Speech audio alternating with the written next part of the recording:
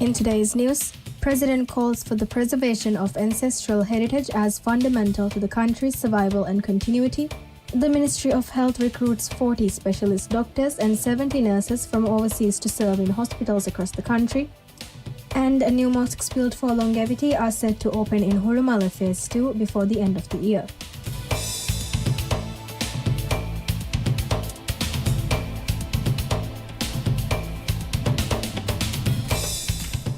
Bismillahirrahmanirrahim. Assalamu alaikum. Welcome to the English News Bulletin. I'm Aisha Tashkil with the news this hour.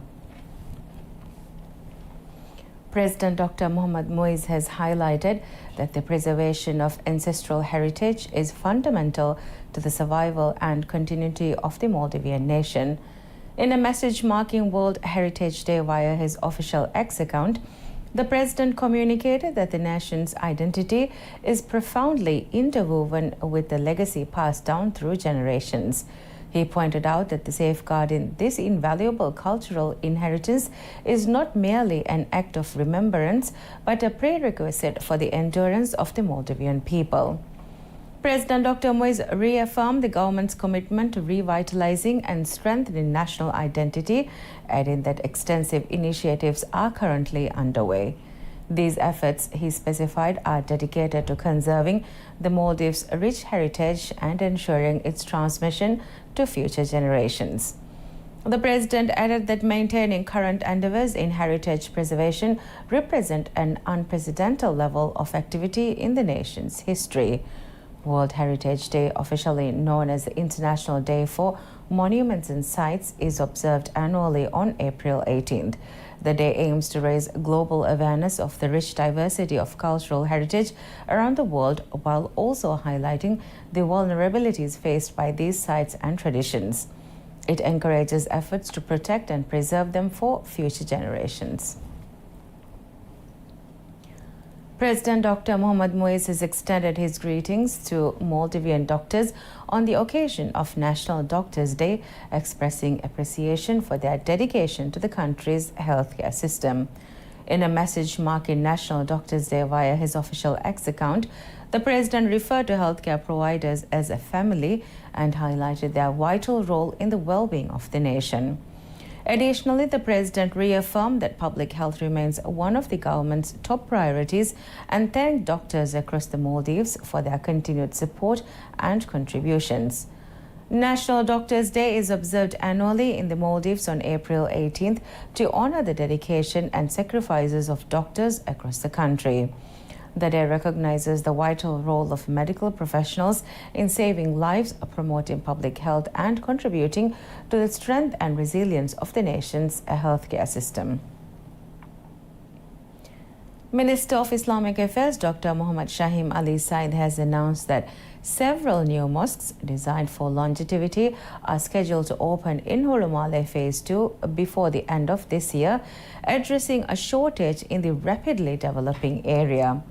In a post on the social media platform X, Minister Dr. Shahim acknowledged the challenges faced by the growing population in Phase 2, which has necessitated the use of temporary prayer facilities due to the current lack of such mosques. While construction is underway, he noted that various projects have encountered delays.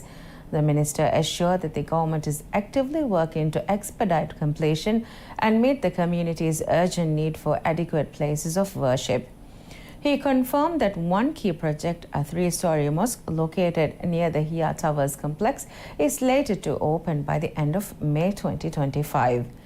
The minister stated that the government aims to phase out all temporary mosques by the end of this year, reaffirming its commitment to providing sufficient dedicated places of worship for the community. We have more news coming up after this short break. Please stay tuned.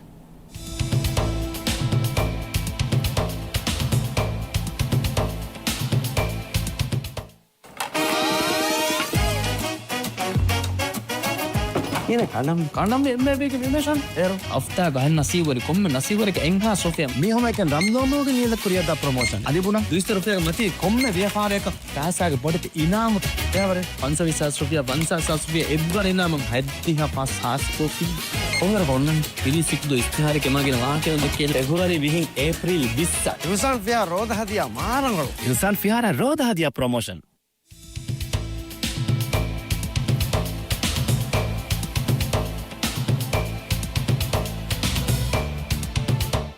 Local news. The Ministry of Health has confirmed the recruitment of 40 specialist doctors and 70 nurses from overseas to serve in hospitals and healthcare centres across the country. Details of the recruitment were outlined in a statement published in the Gazette earlier today. According to the ministry, the 40 specialist doctors will be appointed across 8 medical disciplines, with 5 doctors required in each area. Key medical fields highlighted include pediatrics, obstetrics, gynecology, general surgery, ophthalmology, internal medicine, orthopedics, radiology, and anesthesiologists. Each of these specialties has been identified as critically needed in the local healthcare system. The employment package for these foreign doctors includes a basic monthly salary of MVR 30,990. Additional allowances have been allocated, MVR 425 per working day, MVR 7,000 for accommodation, and MVR 24,000 for meals, bringing the total monthly income to approximately MVR 51,000, not accounting for overtime. To qualify for this position, candidates must have at least 1 year of professional experience in their respective specialties as stipulated by the ministry. As for nursing roles, 70 foreign nurses will be hired with eligibility criteria, including a recognized degree and a minimum of 2 years' experience in either midwifery or psychiatric care. Furthermore, applicants must have prior work experience in a healthcare facility with at least 150 beds. Nurses selected under this recruitment initiative will receive a basic salary of MVR 9,060. In addition, they will be entitled to MVR 120 per working day, along with a combined accommodation and food allowance, totaling MVR 4,800 per month. And the Health Ministry noted that the decision to seek foreign professionals was made in response to the insufficient number of Maldivian applicants for the roles. A significant number of eligible candidates were informed of the application process, which will conclude coming Thursday. The Ministry of Social and Family Development hosted a validation workshop on Thursday, focusing on proposed new standards governing the employment of persons with disabilities in the Maldives. According to the ministry, the session aimed to review and gather feedback on these standards, which have been developed under regulations designed to enhance job opportunities and promote inclusive hiring practices. Key stakeholders participated in the discussions, including representatives from various employers, disability advocacy organizations, and the Disability Council. The proposed standards under review cover 4 main areas: employer responsibilities, procedures for advertising job opportunities, candidate selection processes, and the communication requirements for vacancy announcements. Ministry officials stated that implementing these standards is expected to significantly increase employment prospects for persons with disabilities and foster more inclusive workplaces across the Maldives. They also expressed confidence that the guidelines will help reduce employment barriers and strengthen the protection of rights for persons with disabilities in the job market. This week, the Maldivian government advanced key national priorities across governance, transparency, digital transformation, international relations, public health, and social protection.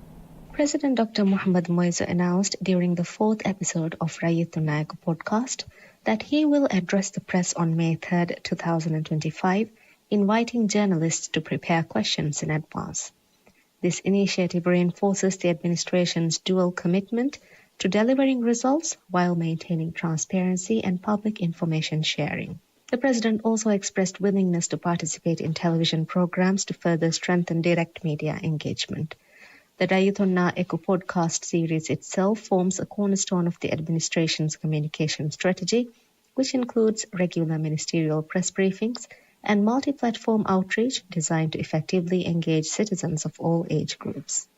In advancing the country's technological agenda, the president met with TikTok representatives to further the Maldives' digital transformation initiatives. Following initial talks by the Ministry of Economic Development and Trade, discussions focused on enabling eligible Maldivian users with over 10,000 followers to access TikTok's creator marketplace.